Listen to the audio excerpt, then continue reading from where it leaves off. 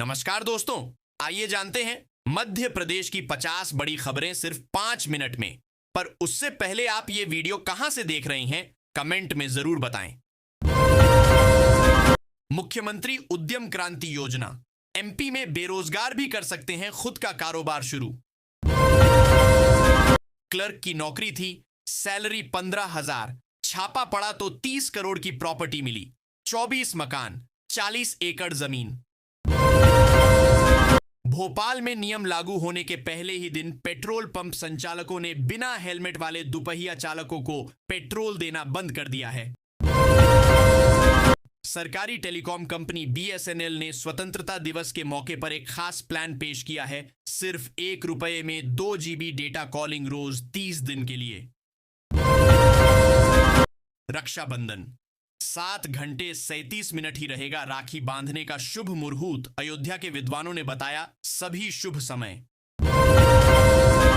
MP के 250 स्कूलों की मान्यता रद्द होने के बाद बच्चों की पढ़ाई पर नहीं आएगा संकट, दूसरे स्कूल में कराया जाएगा एडमिशन।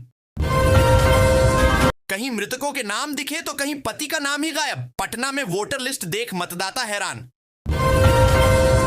काशी से पीएम मोदी का स्वदेशी अपनाने का आह्वान, बोले आज से घर में केवल भारतीय वस्तुएं ही आएं।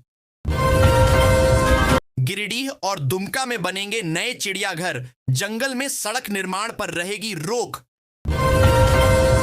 फ्लाइट में एक्स्ट्रा लगेज पर बवाल, स्पाइस जेट कर्मचारियों ने चार्ज मांगा तो भड़का सेना का अधिकारी, 4 लोगों को बुरी तरह पीटा। सेना का जवान मेरठ कैंट स्टेशन प्लेटफॉर्म पर ट्रेन के संग दौड़ाने लगा, कार यात्रियों में फैल गई दहशत। बनास नदी में डूबे 2 बच्चों को बचाया, खुद डूब गया। 30 जिलों में कल बारिश का अलर्ट। झालावाड़ में 6 अगस्त तक स्कूलों की छुट्टी। नई ट्रेन सेवाओं की सौगात, जबलपुर, रायपुर और रीवा पुणे एक्सप्रेस ट्रेनें शुरू की गई हैं, जिससे व्यापार और पर्यटन को फायदा होगा। पशुपालन में राष्ट्रीय पुरस्कार, मध्य प्रदेश को राष्ट्रीय लाइव स्टॉक मिशन में सर्वश्रेष्ठ प्रदर्शन करने वाला राज्य घोषित किया गया है। इंदौर में एक पेट्रोल पंप पर 3 बाइक सवार युवकों ने बिना हेलमेट पेट्रोल मांगा। मना करने पर कर्मचारियों से झगड़ा किया और चाकू दिखाकर धमकाया। एक युवक ने जलती हुई तीली पेट्रोल टंकी के पास फेंकी और भाग निकले। मध्य प्रदेश में मॉनसून जोरों पर है। मौसम विभाग ने आज कई जिलों में भारी बारिश का अलर्ट जारी किया है। आईएमडी का कहना है कि अभी कुछ दिनों तक बारिश का दौर ऐसे ही जारी रहेगा। कई नदियां भी उफान पर हैं। प्रयागराज में सड़कों पर हो रहा शवों का अंतिम संस्कार, गंगा के बाढ़ से जलमग्न हुआ श्मशान घाट, बढ़ गई परेशानी। सिंध नदी में उफान से मचा हाहाकार, गांव स्कूल जलमग्न। डैम के 8 गेट खोलकर छोड़ा जा रहा पानी, शिवपुरी शहर के भी कई निचले इलाके जलमग्न हो गए हैं। बारिश का पानी गलियों, घरों और दुकानों में भर गया है, जिससे आम जनजीवन पूरी तरह से प्रभावित हो गया है। आवागमन बाधित है और कुछ स्थानों पर विद्युत आपूर्ति भी प्रभावित हुई है।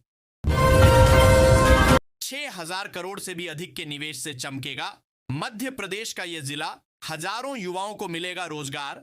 मध्य प्रदेश में नीमच एक ऐसा जिला था जिसमें कोई समय में युवा रोजगार के लिए जिले को छोड़कर पलायन करने को विवश हो चुका था, परंतु पिछले कई सालों में जिला मुख्यालय पर ही नए औद्योगिक क्षेत्र विकसित किए गए हैं। इससे युवाओं के जिले में पलायन पर काफी हद तक ब्रेक लग चुका है।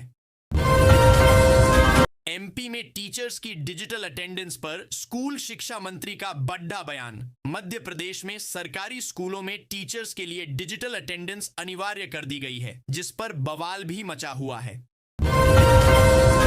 अगस्त 2025 से देश भर में राशन कार्ड धारकों और गैस सिलेंडर इस्तेमाल करने वालों के लिए 5 नए नियम लागू होंगे। इन नियमों को लागू करने का उद्देश्य लाभार्थियों को समय पर और सटीक सहायता उपलब्ध कराना, पारदर्शिता बढ़ाना और योजनाओं का दुरुपयोग रोकना है। यूपीआई यूजर्स के लिए बड़ी खबर, अगस्त से नए नियम होंगे लागू। फिंगरप्रिंट के जरिए कर सकेंगे यूपीआई पेमेंट, जो जल्द मिल सकती है नई सुविधा। प्रयागराज में फिर मंडराया बाढ़ का खतरा, गंगा यमुना का तेजी से बढ़ रहा जल स्तर। राला मंडल में बरही पर्यटकों की संख्या, वीकेंड में 4000 से ज्यादा पर्यटक पहुंचे।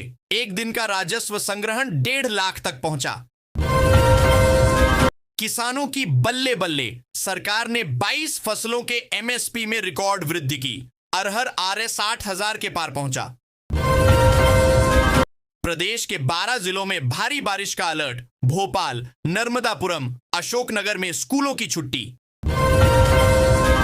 लाडली बहना योजना, कब होंगे नए पंजीयन, कब राशि बढ़कर होगी 3,000? सरकार ने विधानसभा में दिया ये जवाब। महिला और बाल विकास मंत्री ने विधानसभा में एक बार फिर साफ कर दिया है कि लाडली बहनों के लिए नए पंजीयन शुरू करने और राशि को बढ़ाकर 3,000 रुपए करने को लेकर सरकार के पास अभी कोई प्रस्ताव विचाराधीन नहीं है। एमपी राजस्थान की बारिश से चंबल में उफान, आगरा के 7 गांवों से संपर्क टूटा, घरों में कैद हुए लोग। कृषि विभाग के शासन सचिव ने उर्वरक फैक्ट्री का किया निरीक्षण, यूरिया और डीएपी की उपलब्धता की ली जानकारी। इन योजनाओं के तहत 229 किसानों को निःशुल्क मिला सिंचाई के लिए सोलर पंप। नकली डीएपी खाद से भरा ट्रक किया गया जब्त। प्रशासन और ग्रामीणों की सतर्कता से नकली खाद से भरा एक ट्रक पकड़ दधा गया, जिसे डीएपी के नाम से बेचा जा रहा था। बताया गया कि ट्रक से बड़ी मात्रा में नकली उर्वरक गांव में पहुंचाया जा रहा था। डीएसपी को मिली लव मैरिज करने की सजा, समाज ने किया बहिष्कार, परिवार को किया जा रहा प्रताड़ित। रतलाम में छात्रों का पैदल मार्च, भागे भागे आए कलेक्टर, बीच रास्ते सुनी शिकायत। केंद्र सरकार के कर्मचारियों और पेंशनर्स के लिए बेहद जरूरी खबर है। मोदी सरकार द्वारा 16 जनवरी को 8वें वेतन आयोग की घोषणा किए हुए अब 6 महीने से अधिक समय हो गया है।